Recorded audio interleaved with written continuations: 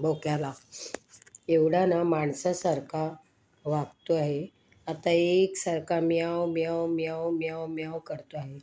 आता काय करायचं तेच कळत नाही. इकडे इकडे बाबू, हे बघा, हा बघा, एवढं की असा लळा लागला. हे बघ, सगळी याची कहाणी मी एवढी मोठा यूट्यूब होणार नाही. काय झालं, आमचं जुनं घर खाली होतं इकडेच, जरा पुढेच्या लोकेशनमध्ये. आणि लहानशी तिची म्हणजे एक लहान ह्याची आई लहान होती तेव्हा खाली राहत असलं की आपण माणुसकी दाखवून असं दूध देत होतो. तिच्याबरोबर तिचा मित्र पण आला आणि असे हे दोघे बोके झाले.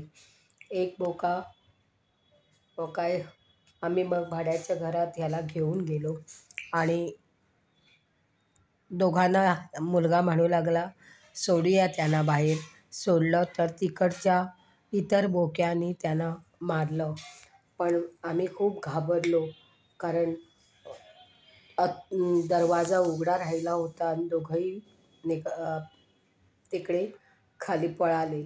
एवढी आम्हाला काळजी झाली, काय करावं काय करावं. तर एका आपल्या माणसाने, असा ओळखीच्या माणसाने सांगितलं, आता ते मोठे झाले आहेत ना, ते हे बघ मारल्यावर हे विसरत नाही आणि येणार. आणि खरंच ती दोघंही आली. याचा एक भाऊ काऊ म्हणून होता आणि ह्याला आम्ही बाबू ठेवलेलं होतं. मग आले आणि परत माझ्या मुलाने म्हटलं, नको, हे घरी आणले, त्यांना ठेवलं.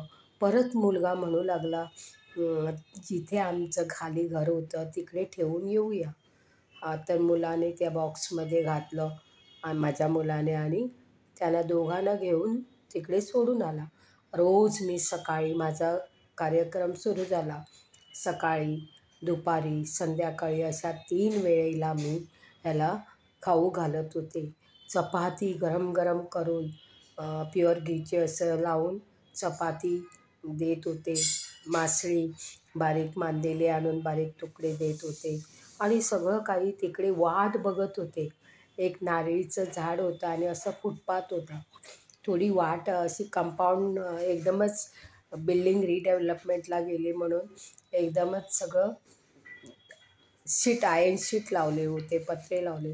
तरीसुद्धा त्या नारळीच्या झाडाकडे थोडा असा भाग ओपन होता, ते बाहेर येत होते. वाट बघत होते फुटपाथवरून आणि दूर असतानाच म्याव म्याव म्याव. आणि ह्या बोक्यांना मी जेवण देत होते. नंतर तिकडेच ठेवलं, इकडेच ठेवलं, याच एरियात ठेवलं. पण शेवटी मी माझ्या मुलाला सांगितलं, हे बघ, आपण त्याला घरी आणूया भाड्याच्या घरात. आणि आम्ही दोघांना आणलं. पण काय झालं, ही बिल्डिंग तोडत असताना सगळं एक काऊ म्हणून आमचा आणि हा बाबू, त्याला ते धुळीचं सगळं धूळ गेली नाकातोंडात आणि आजार झाला, काय क्लायोथायरोसिस असं काय आजार झाला. आणि डॉक्टरने सांगितलं आता त्याला काही नाही, असं सलाईनवर ठेवावं लागणार.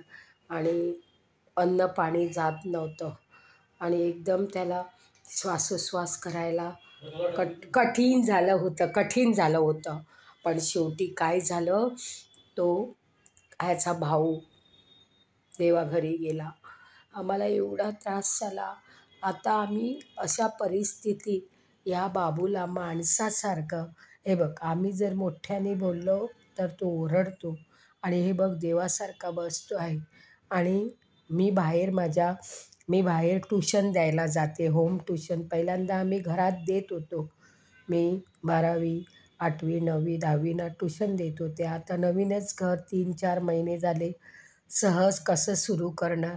1-2 मुलं घरात येतात आणि सकाळ 8 वाजल्यापासून रात्रीचे 9:45पर्यंत मी मध्ये मध्ये येऊन जवळपास अशा एरियेत माझी जी लॉकॅलिटी आहे, म्हणजे जवळजवळ असलेल्या लोकांकडे जाते आणि त्यांना ट्यूशन देऊन मध्ये मध्ये ब्रेकफास्ट करून जाते, लंचला येते.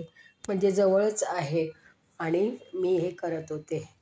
आणि पण हा काय करतो, दरवाजाकडे राहून त्या दरवाजाला नखं लावतो. वेळ झाला, त्याला 8:30 वाजले, 9 वाजले, 9:30 नंतर हा तर एकदमच असा रडतो आणि म्याव म्याव.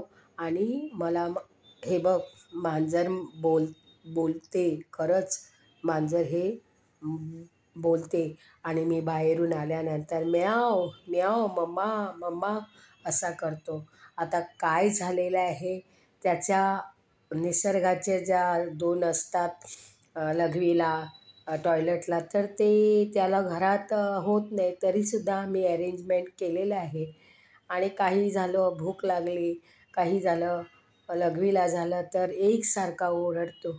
अशी ही माया दाखवणारे प्राणी खूपच आम्हाला लळा हे करतो आहे. एकदा असंच लहान असताना आम्ही खाली घरी, असं सांगत नाही, खाली घरी राहत होतो ग्राउंड फ्लोअरला. आणि तिकडे नारळीची झाडं अजून आहेत. जरा आमचं ते बिल्डिंगचं प्लेसमेंट जरा दूर आलेलं आहे, तिकडे नाही आहे. तर हा गाडी म्हणजे रस्ता क्रॉस करून गेला आणि ह्याला धक्का लागला गाडीचा.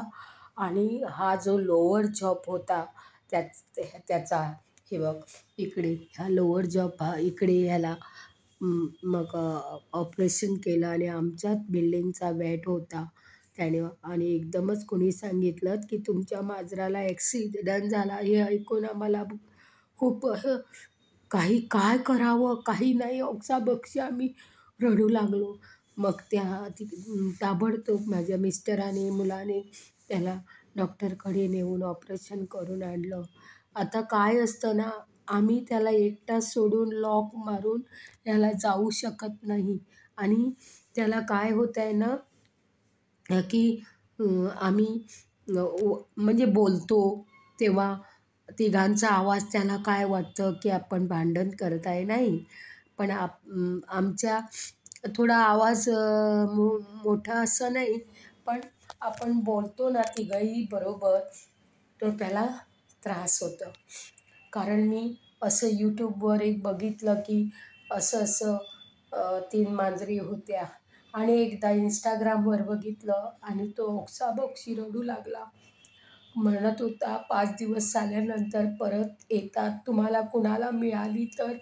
एवढा काय असतं ना, जनावरांचा लळा लागला ना, अटॅचमेंट राहिलं की आपण ह्यांना सोडू हेच होत आहे.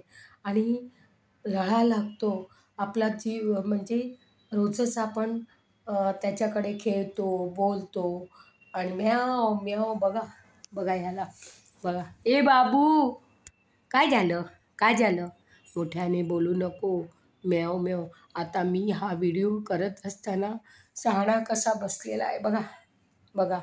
खूपच म्हणजे जनावरं थोडी काय करतात, जनावरांचे हाल करतात. लहान लहान पिल्लूंना रस्त्यावर सोडतात. तेव्हा माझं एकच सांगणं आहे की तुम्ही त्यांना त्रास देऊ नका. प्राणी मात्राला जसं मनुष्याला देवाने म्हणजे क्रिचर्स उत्पन्न केलं, तसं त्यांना पण नैसर्गिकरित्या त्यांना पण स्थान दिलेलं आहे. एवढंच या व्हिडिओतून मला सांगायचं आहे. खूप मला आता असा मी बघते आहे यूट्यूबवर आणि मला खूप त्रास होतो आहे, कारण मी दिवसभर बाहेर असते आणि मुलगा पण आपल्या शिक्षणामुळे बाहेरगावी असतो. पण मी एवढंच सांगते की ह्या प्राणी मात्रांना जर लळा देत असेल तर केव्हाही त्यांना त्रास देऊ नका आणि असं सोडू नका रस्त्यावर. एवढंच मला ह्या व्हिडिओतून सांगायचं आहे. Thanks for watching my this video. बाबू बाबू, इकडे बघ इकडे बघ, म्याव कर म्याव कर. बघा.